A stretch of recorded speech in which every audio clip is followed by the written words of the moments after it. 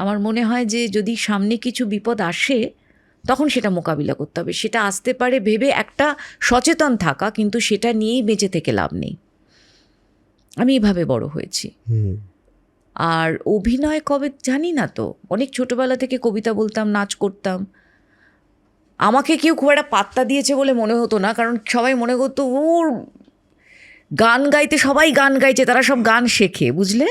আমি বসে রয়েছি, আমি দেখছি সবাইকে বলছে গান গাইতে, আমাকে বলছে না গান গাইতে।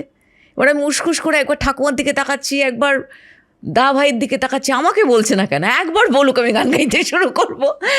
আমি এরকমই, এখনও আমি এরকম। এভাবেই বড় হয়েছি, এভাবে এখনও বড় হচ্ছি। আমি সেই বড়টা নিয়ে, সেই ভাবনা নিয়ে বাঁচতে চাই। খুব লাক্সারিতে বড় হইনি, ভাগ্যিস, কিন্তু অনিশ্চয়তার মধ্যেও বড় হইনি, ভাগ্যিস।